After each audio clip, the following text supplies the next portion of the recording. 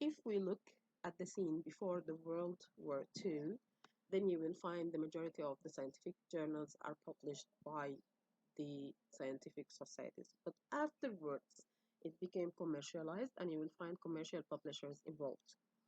Starting in the mid 1990s, you will find 40% of all published scientific journals are actually part of a commercial publishing industry. Only 25% were published by the professional societies, scientific societies, and about 16% were published by university. The transition from publishing as a traditional society-based journal to being published by commercial publishers was actually initiated by uh, Robert Maxwell in the 1950s. And the societies were eager to have some small regular fee based on their publications, and this started at that time. But the good thing about Robert Maxwell is that he didn't interfere with what the journals does, with what science is about. This will be changed later on by other people. In the 1960s, impact factor was invented, and this was invented by the librarian and linguist Eugenie Garfield.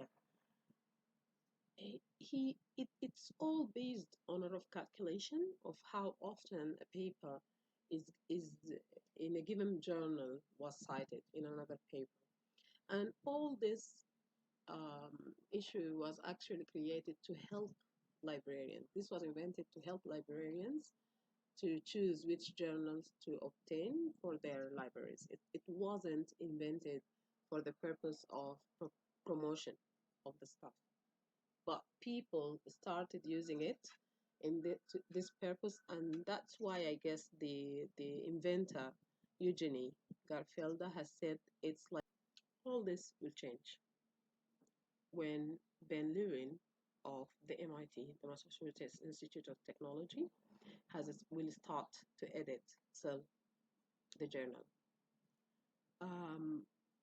He started prizing long, rigorous papers that answer big questions. And by this way, he created a venue of scientific blockbusters, and scientists began shaping their work on his terms. And this is where it all started, by interfering into science. Um, and this was a problem. This is the start of the problem. All of this started in the 1974. Elsevier is a part of the RELX Group, and the RELX Group revenues are 9.8 billion USA dollars in 2019. Elsevier profits account for about 35% of the total profits, and the pre-tax profits rose 15% to 2.1 billion in 2021. So this is a huge business. Due to all these things, the open access movement was established by librarians and scientists in the early 2000, and it's kind of a model, it's a publishing model for scholarly articles and communications. It's based on it's a reverse model of the traditional model that we've seen with RELX and Elsevier and other publishers. So in this model, the author or the grant pays something called the APCs, or article processing charges, and then the article will be available for everyone for free. And this is why it's called open access. There are several types of open access: gold route, green route, diamond route, different types of routes. You need to like check which one suits you better, and then you can publish open access. Okay, this is a brief history of what has happened, or the movement, the open access movement. It all started in 1971 by the Project Gutenberg, which is the world's first online digital library, followed by the New Horizons in Adult Education in 1987, and then followed by the Archive Repository of Physics in 1991, which was followed by CLO in 1998, and afterwards in 2000, it a boom open access happened, and it continues up to date. In comparison between the classical publishing routes and open access routes, when you publish classically, you're actually publishing within a closed system, and it's behind the paywall, and that means transferring copyrights to the publisher, so you are not allowed to share your closed publication as you please. But when you publish open access, your open access publication can be read by anyone with an internet connection, and this means retaining your copyrights as well, and you're allowed to share whatever you write or whatever you produce intellectually with whoever you wish to share it with.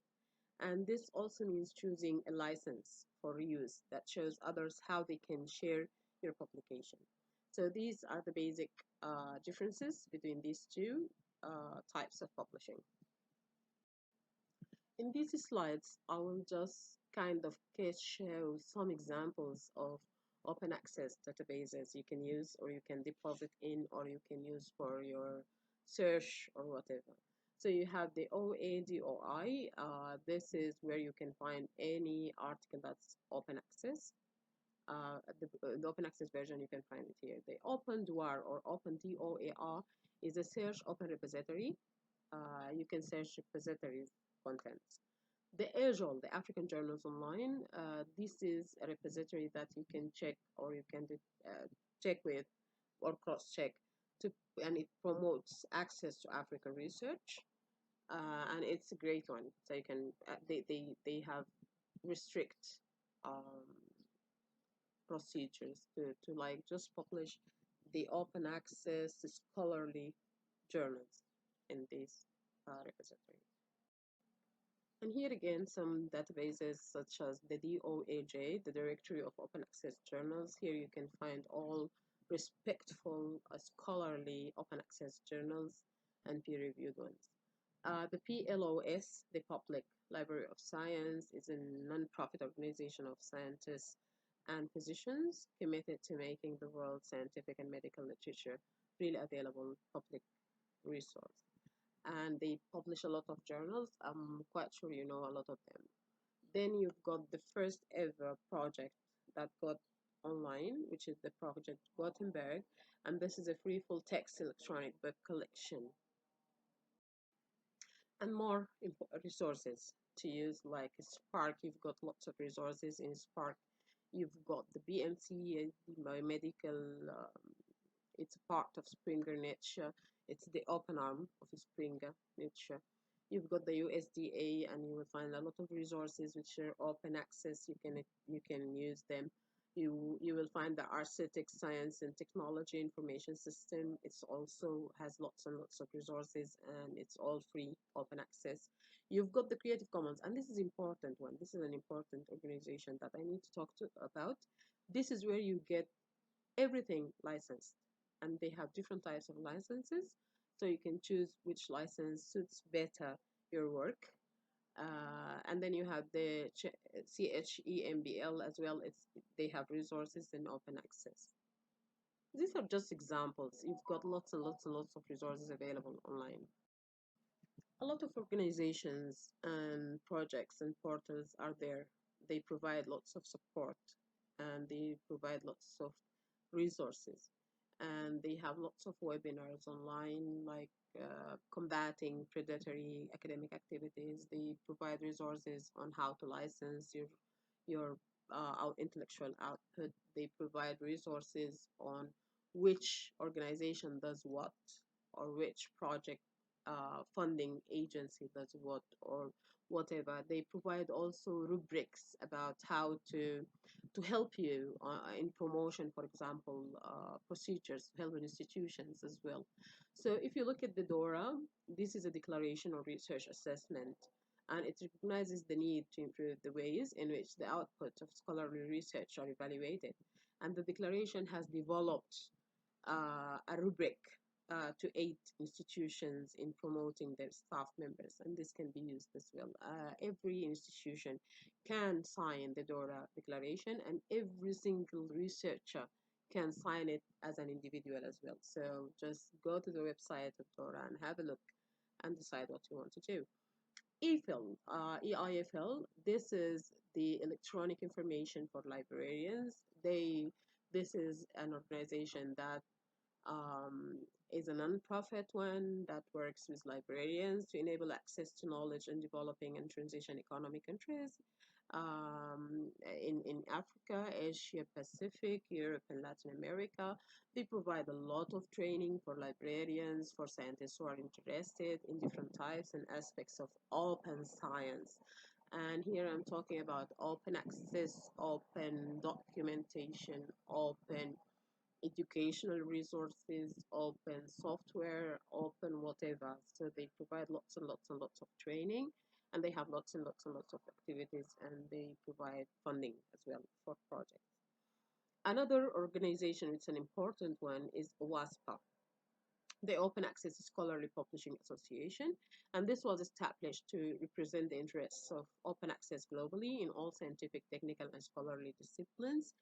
And moreover, there is Plan S as well. And this is making full and immediate open access a reality. This is an initiative to make everything open access to research publications a reality. It is built around Plan S, which consists of the target and 10 of one target and 10 principles. And in this one, you will find like a collaboration between the agencies that fund research, policies like the EU policies, for example, has to do with the Plan S and things like that. So you need to have a look at these websites, check them, and make use of the resources available there. And thank you for attending this presentation.